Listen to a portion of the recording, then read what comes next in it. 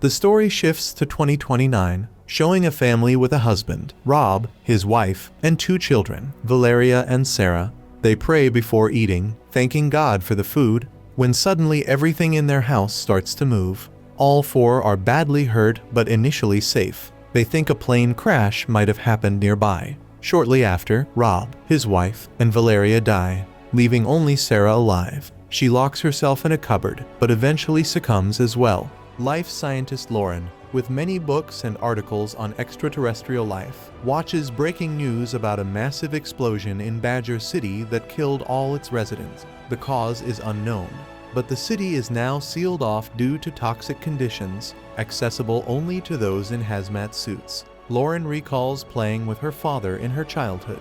Later, Clayton and Jones from the US Army visit her house, asking for her help to understand the previous night's incident. She goes with them and meets Colonel Roger and Professor David. They discuss that Zeolus confirmed the explosion was caused by Ulka Village, where small melted pieces were found in the ground.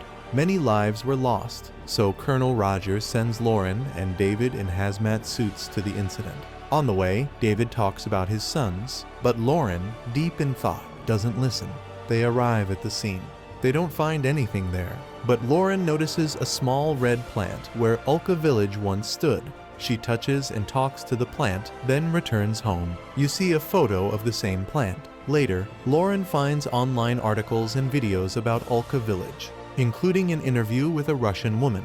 The woman says a similar incident occurred in Russia, releasing chemicals that caused many deaths. In Ulka Village, a plant grew where the village had fallen, later destroyed by Russia. The city was sealed, and the Russian woman who gave an interview about it was shot, raising us media suspicions about Russia hiding something. 2 US doctors then performed a post-mortem on a body from the village, revealing black blood that reabsorbed and healed the cut. The body then unexpectedly revived, and outside the lab, Lauren and others were present.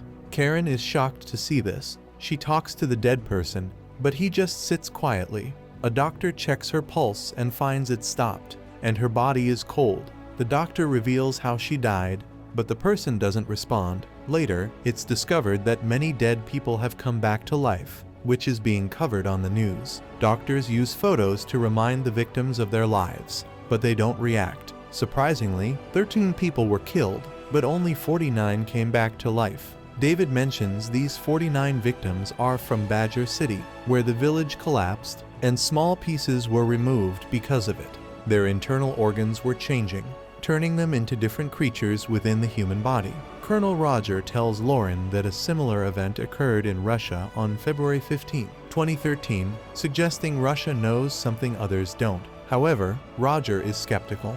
A meeting is held for the survivors, revealing that although they are alive, their heartbeats and brain activity have stopped. They don't eat or sleep, and their DNA is changing. Some suggest killing them to prevent harm from the living. Lauren shares a similar concern, citing past events in Russia and our recent experiences. She urges readiness but lacks evidence. Later, she turns to alcohol, reminiscing about her father. A girl reveals a childhood secret trip with her father, emphasizing its secrecy. Later, she shares a book with another girl, connecting it to her late mother. Despite her mother's death when she was 10, she didn't cry. Then, Lauren receives a call from David. The girl spots him near the red plant on her wallpaper, grabs Lauren's hand, and scares Lauren. She tells Colonel they're drawn to the red color. Lauren explains the red plant's location where Olkapin fell, unknown to Colonel since David missed the small plant, and Lauren didn't see it as a threat. Why didn't he tell anyone? Then David mentions resurrected people are north, near Badger City where Olkapin fell, which connects. Later, news reports the plant's significant growth. When Olkapin fell 2 days ago, people speculate it wasn't Olkapin, but a unique seed possibly planted by aliens. Now, Lauren and David, donning suits, venture to the plant with surprise. They're accompanied by the US Army and a resurrected human to understand the situation.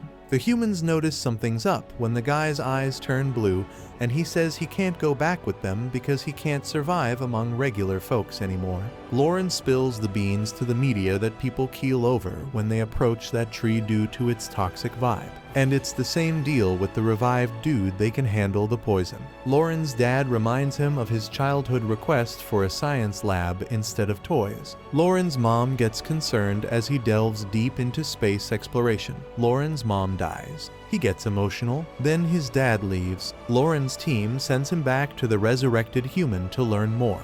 The alien reveals its planet is dying, and they seek a new one to survive. When they sent the seed to Earth, it grew into a plant, then into a huge tree, making Earth its home. A human known as Supernova 94 helped the aliens, informing them about human strengths and weaknesses. However, a member of Lauren's team tried to harm the tree. Despite the aliens' insistence, Lauren refused to leave. A human, controlled by an alien, unintentionally harms Earth. The human opens their suit, leading to their demise. Army officers try to kill the alien, but a beep distracts them. Fighter planes launch missiles, thwarted by a shield from a mysterious tree. Lauren reveals all in an interview.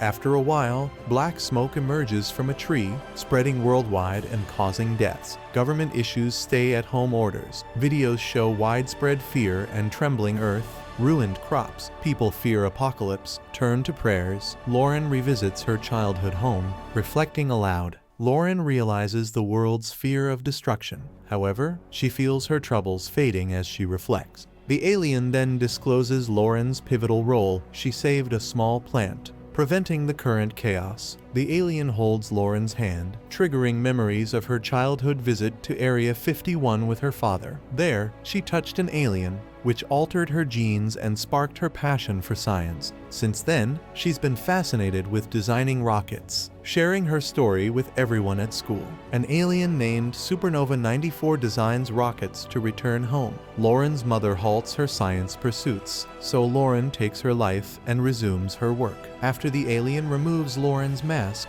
she breathes in the toxic environment and saves herself. Strange egg-like things appear, emitting black smoke that kills whoever inhales it, leaving only the aliens alive. Lauren realizes she's an alien returning to her home, successfully achieving her goal. Humans are wiped out, and Lauren mourns the loss as the aliens take over Earth. Movie ends. Hope you enjoyed. Like, subscribe, and stay tuned for more.